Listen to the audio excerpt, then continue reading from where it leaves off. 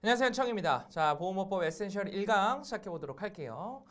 자, 우리 보험업법 시작하기 전에 역시나 항상 말씀드리는 거 계약법이랑 손해사정 이론 먼저 듣고 오셔야 된다라는 거 항상 말씀드리죠. 그래서 꼭 듣고 오세요. 자, 그럼 시작해 보도록 하겠습니다. 자, 1강은 언제나 그렇듯이 우리 이 보험업법의 개구리, 개념, 구조, 원리에 대한 이야기를 할 거예요. 자, 우리가 계약법에서부터 해왔던 거, 보험이란 것은 A란 위험을 가지고 있는 가입자를 우리가 여러 명 모아서 보험자에게 보험료를 주고, 그쵸? 보험료를 주게 되면 이제 기금이 형성이 되고 사고가 생겼을 때 여기에 대해서 또 심사를 하고 보험금을 지급하고 이렇게 하는 일련의 과정, 이것이 이제 보험 계약이었습니다. 그렇죠? 이러한 사항들을 정해 놓는 것이 바로 우리는 보험이었고 당사자 간에 여기에 대해서 계약을 맺는 것이 보험 계약이었어요. 그러면 이 보험 계약은 보험자는 한 명인데 가입하는 사람은 무수한 사람이 있으니까 어떻게 해야 된다? 보험자 입장에서는 그래, 야, 이거를 좀 보험 계약의 내용을 정형화 시켜 놓을 필요가 있겠다라고 한 것이 바로 뭐였다? 보험 약관이었습니다. 그렇죠? 그런데 이 약관은 아주 중요한 특성이 있었어요. 뭐? 약관은 보험자가 작성을 하죠. 보험자가 이 약관을 작성을 하니까 이거에 의해서 어떠한 성격이 발생해요? 네, 이걸로 인해서 부합계약성이 발생을 했습니다. 자, 이 내용은 우리 계약법에서 손해사정 이론에서 아주 지겹도록 한 내용이죠. 그렇죠? 그래서 부합계약성이 발생함으로써 그렇다면 보험자가 약관을 미리 작성을 했고 우리 가입자들은 거기에 부합하는 경우에만 가입이 된다. 그럼 만약에 분쟁이 생겼다면 약관을 직접 작성한 보험자가 유리하지 않겠어? 그런 측면에서 우리는 보험 약관을 어떻게 한다? 규제할 필요가 생기는구나 해서 우리가 했던 것이 입법적인 규제와 행정적인 규제와 사법적인 규제였습니다. 그렇죠? 입법적인 규제는 상법과 우리 약관 규제에 관한 법률에 의해서 규제를 했었고 행정적인 규제가 바로 우리가 이제 할 보험업법. 그래서 약관에 대해서 뭐 인가, 허가, 뭐 승인, 뭐 신고해야 되고 보고해야 되고 뭐 이러한 행정적인 절차를 통해서 약관을 규제하겠다라는 게 행정적 규제였죠. 그리고 사법적 규제는 사법적 판단, 어떤 법원의 약관 해석에 대한 판결 이런 걸로 이제 규제를 하는 것이었습니다. 그렇죠? 그래서 우리가 배우는 보험업법이 이 위치에 이제 해당을 하게 되겠는데 한 가지 더 있었어요. 보험업법의 위치에 관한 것이. 계약법에서 우리는 보험법이라는 것을 분류를 할 때 어떻게 분류를 했어요? 우리 모든 법은 공법과 사법으로 나뉘었습니다. 공법과 사법으로 나뉘었습니다. 자, 공법은 당사자의 국가나 공공단체가 들어가는 거고 사법은 개인과 개인 간의 어떤 관계에 있어서 규율이 되는 법률이었어요. 그러면 보험과 관련된 공법은 두 가지였습니다. 첫 번째는 공보험에 관한 법률이 있었죠. 공보험에 관한 법률. 자, 사법에서는 공보험이 아니라 이제 사보험, 뭐 사형보험, 민형보험에 관한 법률, 그것을 규율하는 법률, 보험계약법이죠, 이것이. 그래서 우리는 첫 번째 과목으로 보험계약법을 배웠던 겁니다. 되시겠죠? 자, 그리고 이 두 가지가 뭐 있었어요? 첫 번째가 보험업을 함에 있어서의 받아야 되는 관리와 감독에 대한 법이 있었습니다. 그리고 보험업을 누군가는 해야 되죠. 그 하는 사람이 보험회사, 즉 우리는 보험 조직이라고 불렀습니다. 그러면 당연히 그 보험 조직을 관리 감독하는 법도 필요할 거예요. 그렇죠? 그래서 우리는 이 두 가지 법을 묶어서 보험업법이라고 한 겁니다. 그럼 지금 보험업법은 보면 공법적인 성격도 갖고 있고 사법적인 성격도 갖고 있는 거죠. 이것이 바로 보험업법입니다. 보험업법. 자, 그러면 특징이 있어요. 이제부터 잘 들어두셔야 됩니다. 보험업법을 우리가 이제 공부를 할 때에 특징이 있습니다. 이 보험업법은요, 100% 암기 과목입니다. 자, 제가 암기 과목이라고 표현을 하는 거는 단순히 암기할 양이 많다 이래서 암기 과목이 아니에요. 그거는 사실 암기 과목이다 아니다와 전혀 상관없는 얘기입니다. 암기 과목이라는 것은 시험 문제에 출제가 될 때 내가 머릿속에 있는 내용을 응용해서 푸는 것이 아니라 그냥 외웠던 내용 그대로를 시험 문제에 그대로 내는 거. 예를 들어 외웠던 숫자 그대로, 외웠던 글자 그대로, 뭐 100분의 10이면 100분의 10 그대로, 허가면 허가 그대로 시험 문제에 물어보는 것이 바로 암기 과목이라는 얘기예요. 이해되실까요? 그런 측면에서 보험업법은 정말 뭐 우리 해왔던 보험계약법이라든지 손해사정 이론에 비해서 응용하는 면이 99.9도 없습니다. 네, 거의 진짜 그냥 외운다 생각하면 돼요. 외운다. 자, 그런데 또 한 가지 특징이 있어요. 뭐냐면 문제의 크기를 보면 한 문제의 크기, 우리 보통 질문 하나 있고 보기 1, 2, 3, 4번 있죠. 그 문제의 크기를 보면요, 문제의 크기, 볼륨이 큽니다. 무슨 얘기냐면 자, 앞서 한 손해사정 이론은 이론에 관한 것을 모를 때 보기 하나의 한 문장, 심지어 한 단어일 때도 있었어요. 그렇죠? 한 문제의 크기가 굉장히 짧습니다. 질문 한 문장, 그 다음에 보기 하나, 둘, 셋, 넷, 총 5문장, 그 중에서도 보기는 한 단어일 때도 있었죠. 문제가 굉장히 짧습니다. 왜? 개념 그 자체만 딱 물어보니까. 그렇죠? 보험계약법은 어느 정도 중간 정도의 형태를 띱니다. 짧은 것도 있고요. 법조문을 그대로 물어볼 때에는 법조문에서 한 문장을 똑 띄어서 물어보죠. 그렇죠? 계약법 같은 경우에는 그 한 문장 한 문장의 의미가 있잖아요. 한 문장 한 문장의 의미를 담고 있기 때문에 각각의 한 문장이 보기로 내기 충분합니다.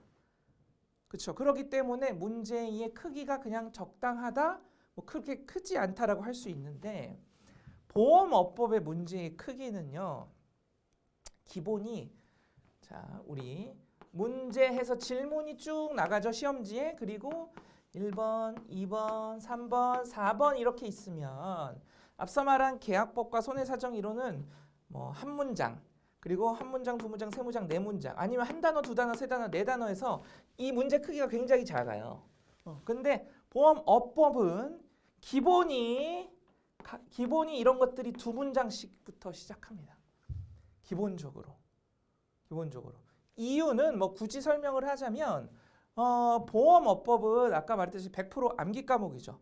그렇죠? 계약법이나 이런 것처럼 어떤 이해의 어떤 논리적으로 법이 뭐 전개가 된다라든가 뭐 그런 내용들이 아닙니다. 그냥 사실관계를 딱 이럴 때는 얼마, 이럴 때는 몇 개월이고 이렇게 해서 이렇게 할 때는 이렇게 얼마다, 이렇게 사실관계를 쫙 나열하거든요.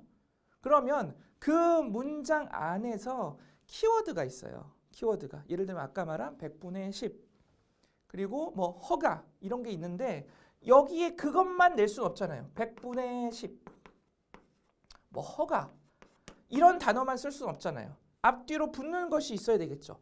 뭐 보험업 허가를 받을 때는 어떻게 해서 어떻게 하고 어떻게 한다. 이 내용이 다 들어가 줘야 됩니다. 기본적으로. 이해가 되실까요? 보험업법 시험은 그래요. 계약법은 같은 법조문이지만 한 문장 끊고 한 문장 끊고 한 문장 끊고 구성이 되어 있으면서 이 한 문장 하나하나가 충분히 여기에 올만한 내용들이었어요. 그만큼 의미가 다 있었습니다. 근데 보험업법은 문장에 한 문장 한 문장이 의미가 있는 것이 아니에요. 문장 자체도 굉장히 길고 우리는 문장의 의미를 찾는다기보다는 그 긴 문장 속에서 키워드를 찾아야 되는 겁니다. 키워드 싸움이에요. 키워드 싸움. 그러면 출제자 입장에서는 그 키워드만 딸랑 낼 수는 없습니다. 당연히 앞뒤에 있는 문장을 다 붙여줘야 되거든요. 문장 자체가 길다 보니까. 그러다 보니까 이 문제 길이 자체도 굉장히 길어져요.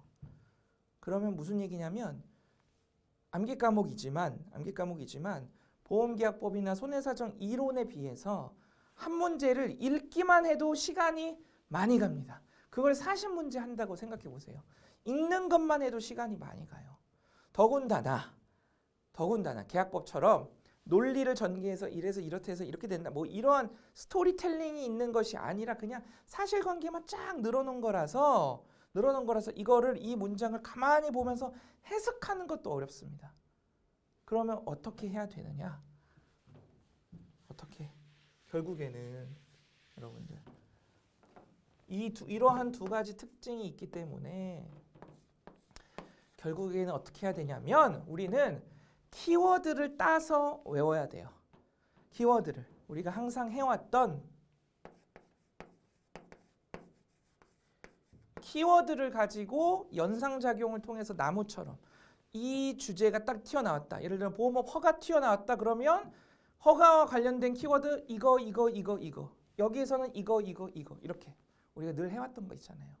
그 키워드 트리를 우리는 정리를 해야 됩니다. 그래서 긴 문제 속에서도 키워드만 딱 찾아서 문제를 빨리 풀 수 있게끔 그것이 중요해요. 그래서 그 베이스가 되는 이 키워드 트리를 첫 번째 과정인 에센셜에서 할 겁니다. 그래서 저는 여러분들한테 100% 주입식 교육을 할 거예요. 이해보다는 정리, 키워드 트리의 정리와 암기 위주로 할 겁니다. 어떻게 하면 쉽게 외울 거냐, 어떻게 하면 최소의 분량으로 최대의 효과를 나오게 외울 거냐, 거기에 집중을 할 거예요. 자, 그럼 드릴 과정으로 가서는 베이직 드릴, 그 다음에 레벨업 드릴, 그 다음에 기출 분석이 있었습니다. 이런 식으로 가죠. 그러면 자, 결국에는 뭐가 중요하다 그랬어요? 시험 문제 안에서 이 키워드를 찾아내는 것이 중요합니다. 그러면 키워드는 여기서 다 외웠으니까 찾아내는 훈련을 해야 되죠. 그러면 처음부터 긴 문장, 실제 시험 수준과 비슷한 긴 문장으로 키워드를 찾는 것은 조금 힘들어요. 그래서 좀 작은 크기,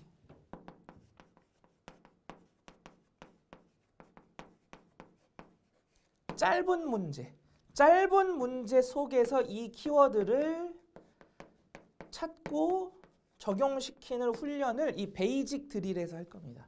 베이직 단계에서. 그 다음 레벨업으로 넘어가면 짧은 스타일이 아니라 이제 실전 크기와 똑같이 실전 크기와 똑같은 문제를 가지고 찾고 적용하는 식으로 갈 거고요. 기출 분석에서는 역시나 우리가 해왔던 것처럼 16년도부터 21년도까지 실제 문제를 쫙 보면서 출제자의 시각을 이제 갖는 거죠. 여기서 출제자의 시각을 갖는 거죠. 그리고 이제 파이널로 가면 이 출제자의 시각이 완성이 되는 겁니다. 완성. 자, 그리고 모의고사로 가실 거예요. 그렇죠? 그럼 모의고사에서 여러분들 자, 이건 기출 분석까지 사실 레벨업 드릴까지만 끝내도 거의 다 끝낸 겁니다. 보험업법은. 그럼 모의고사는 여러분들이 실제 시험이다 생각하고 보셔야 돼요. 정말. 그래서 만약에 모의고사에서 합격 점수가 나왔다. 그럼 그거 유지하세요. 근데 모의고사에서 불합격했다. 그러면 다시 돌아가서 원인을 분석하고 공부를 하시면 되겠습니다. 아시겠죠? 이런 커리로 갈 거예요. 보험업법은. 굉장히 컴팩트하고 심플하게 갈 겁니다. 그래서 여러분들 사실 어떤 분들은 이런 스타일의 공부가 더 맞으시는 분들도 계실 거고요. 그리고 그렇지 않더라도 사실 우리 계약법과 손해사정 이론 이렇게 공부해 오면서 심도 있는 문제 그리고 이해를 동반해야 돼서 여러분들 조금 어렵게 공부하셨잖아요. 힘들게. 그러면 차라리 쿨하게 보험업법은 정말 그냥 생각 없이 드립다 외우면 됩니다. 제가 키워드 정리해 드리면 정말 그냥 드립다 외우면 되고 드릴 풀 때에는 그냥 정말 드립다 키워드만 찾으면 돼요. 다른 거 생각 크게 안 하셔도 됩니다. 그런 측면에서는 오히려 조금 더 쿨하게 공부하실 수 있지 않을까. 그렇게 해도 점수가 충분히 나오는 과목이기 때문에 여러분들이 공격적인, 전략적인 과목으로 가져가셔서 보험업법에서는 최고 득점, 보험계약법에서는 고득점, 그다음에 손해사정 이론에서는 중득점이나 뭐 고득점, 약간 방어적으로 가셔서 평균 60점 이상으로 가뿐하게 넘기시고 1차는 딱 심플하게 패스를 하시는 것이 가장 좋은 방법이죠. 그렇죠? 그래서 이런 식으로 진행을 할 겁니다. 할 거고요. 우리 기출 분석이 사실은 계약법과 손해사정 이론에서도 큰 의미를 가졌어요. 그렇죠? 그런데 이제 여러분들 해보시면 아시는데 문제가 응용이랄 것이 없습니다. 그냥 레벨업 드릴까지만 하면 사실은 여러분들 이미 기출 수준을 터득한 겁니다. 그러면 기출 분석은 16년도부터 한 개씩 매년 나왔던 시험을 보는 거죠. 그냥 모의고사를 6번 치른다 생각하셔도 사실 되세요. 그 정도로 보험업법은 쿨하게 외워놓으시면 쉽게 점수 얻을 수 있는 과목이기 때문에 어렵게 생각하지 마시고 저는 암기 너무 싫어요 하시는 분들 계시죠? 여러분들 저도 정말 암기 싫어했어요. 진짜 어렸을 때부터. 그래서 저는 지금도 강의를 할 때에 저 스스로가 암기를 하기 싫어하는 스타일이기 때문에 여러분들한테 항상 말씀드리죠. 제 강의 목적, 강의를 준비하는 목표 중에 1순위는 어떻게 하면 여러분들에게 외울 걸 덜어드릴까. 매년 고민하는 게 그겁니다. 그러니까 여러분들 걱정하지 마시고 제가 진짜 어떠한 요령을 피워서라도 정말 최소한으로 암기하게 해서 최대의 점수가 나오게끔 해드릴 테니까 한번 믿고 같이 보시면 좋을 것 같아요. 자, 그러면 바로 일단은 본격적으로 들어가 보도록 할게요. 첫 시간이니까 보험업법의 개요적인 얘기만 하고 딱 끝내겠습니다. 자, 일단은 보험업법은 의의부터 가볼까요? 의의. 자, 보험업법 의의 뭐 뻔하죠. 그렇죠? 근데 제가 이렇게 굳이 칠판에 써드리는 이유는 시험에 나오기 때문에 그렇습니다. 제가 칠판에 필기해 드리는 것은 무조건 그냥 1순위라고 생각하시면 돼요. 그리고 1.5순위들은 제가 교재에 또 체크를 해드릴 겁니다. 교재에. 그리고 교재 체크를 하면서 뭐 그 밖에 뭐 이것도 2순위입니다. 한번 보세요. 이런 식으로 순위가 나갈 거예요. 이해되시겠죠? 그럼 여러분들은 공부하실 때에는 일단은 필기한 거 먼저 달달달 외우시면 그게 교재에 문장으로 표현이 되어 있을 겁니다. 그래서 필기하신 거 키워드를 달달달 외우시고 문장을 보시면 이제 완벽하게 딱 머릿속에 들어오고요. 그 다음에 1.5순위, 2순위 이런 식으로 외워주시면 충분히 되실 거예요. 자, 일단 의의부터 가겠습니다. 의의는요, 민영보험을 관리 감독하는 법이라고 적어보실까요?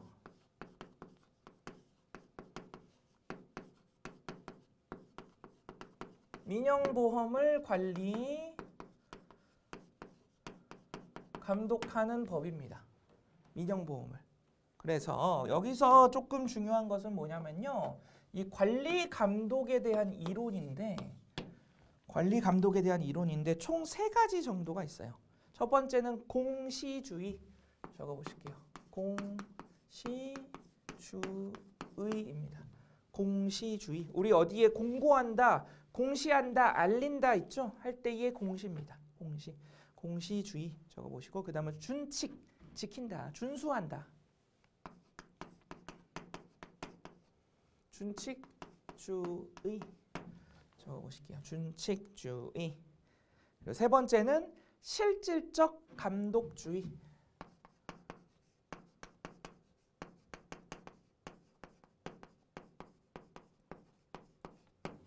자, 이 3가지입니다. 제일 중요한 거는 사실 이 실질적 감독주의가 제일 중요하고요. 이것이 이제 우리나라에서 적용하고 있는 방식입니다. 이것이. 자, 공시주의는 뭐냐면요. 직접적으로 감독하지는 않아요. 보험회사에 대해서. 직접적으로 감독하지는 않습니다. just 공시. 그냥 너네가 보험업을 할 때 지켜야 될 사항들은 이거야 하고 공시만 해놓은 겁니다. 공시만 해놓은 거예요. 공시만. 그렇게 해서 지켜라. 굉장히 그냥 약한 수준의 관리 감독 단계죠. 준칙주의는 뭐냐면요. 이제 공시만 해놓은 것이 아니라 이것을 잘 지키는지 안 지키는지 봅니다. 보는 것까지. 그러니까 뭐 법률을 준수하는지 심사를 하는 방식, 뭐 주의가 준칙주의고요. 실질적 감독주의는 뭘까요? 네, 말 그대로 그냥 실제적으로 직접 감독을 한다라는 얘기입니다. 예를 들면 보험업을 내가 하고 싶어. 그러면 금융위원회에 허가를 받아야 돼요. 금융위원회가 실제적으로 보고 이 사람들의 허가를 내줍니다. 아니면 어떤 일을 할 때에 뭐 인가를 내준다라든가 승인을 받아야 된다라든가 뭐 일일이 신고를 해야 된다랄까 여기는 그런 건 아니죠. 근데 여기는 그렇게 받아야 됩니다. 이것이 이제 실질적 감독주의고 우리나라에서는 이 실질적 감독주의를 채택을 하고 있습니다. 그래서 보면 어때요? 그쵸? 이쪽으로 갈수록 밑으로 내려갈수록 엄격합니다. 엄격한 단계가 밑으로 내려갈수록 엄격하죠. 그래서 실질적 감독주의가 가장 엄격한 방식이고 이 방식이 우리나라에서 적용되는 방식이다 라는 거 되시겠죠? 이렇게 가져가시고요. 자, 그 다음에 두 번째는 성격입니다. 근데 이건 아까 했어요. 성격, 우리 보험업법에서 공법적인 성격도 갖고 있고 사법적인 성격도 가지고 있다.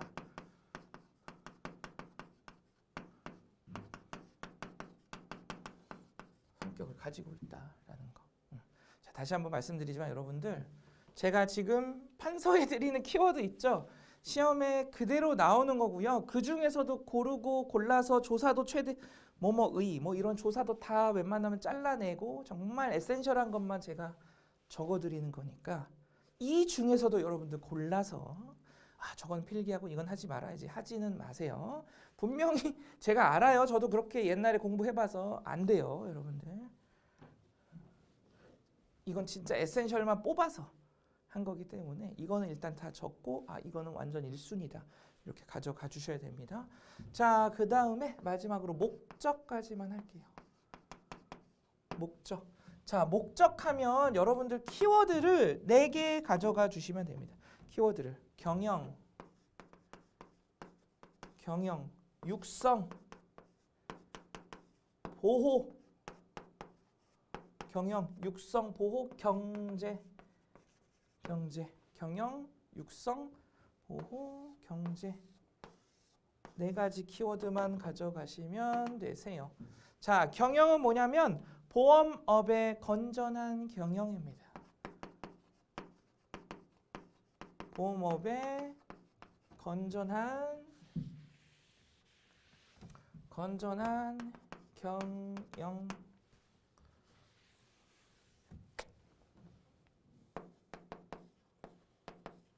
보험업의 건전한 경영.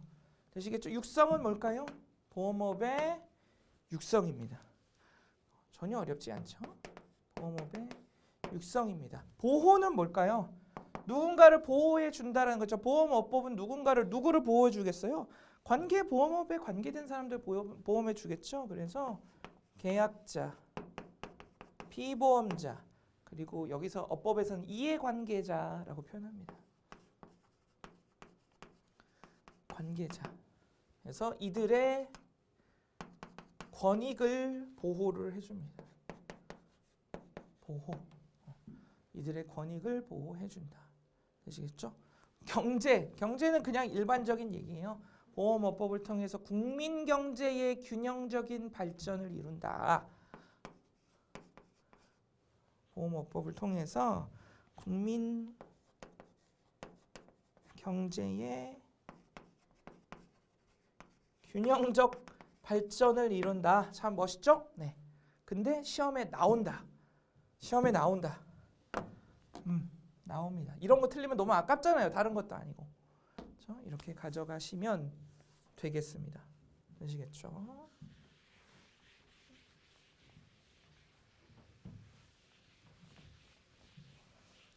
자, 그러면 교재 체크를 좀 해볼까요? 이제 첫 시간이니까요. 사실 크게 할 건 없습니다. 1페이지로 가보시죠. 1페이지가 아니라 챕터 1의 총칙 부분 페이지 수는 520페이지죠. 520페이지 보시면 자 목적에서 제1조가 있습니다. 목적 제1조가 있죠. 그래서 첫 번째 줄에 밑줄 경영, 두 번째 줄에 보호, 그 옆에 육성, 경제 찾으셨죠? 그래서 읽어만 볼게요. 이 법은 보험업을 경영하는 자의 건전한 경영을 도모하고 보험계약자, 피보험자 그 밖의 이해관계인의 권익을 보호함으로써 보험업의 건전한 육성과 국민경제의 균형 있는 발전에 기여함을 목적으로 한다. 그렇죠? 그래서 목적은 그렇게 있고 나머지 정리했던 의 부분, 그다음에 성격 부분 이것들도 나옵니다. 같이 정리를 좀 해주세요. 네. 자, 그러면 우리 이제 복습하고 끝내도록 할까요?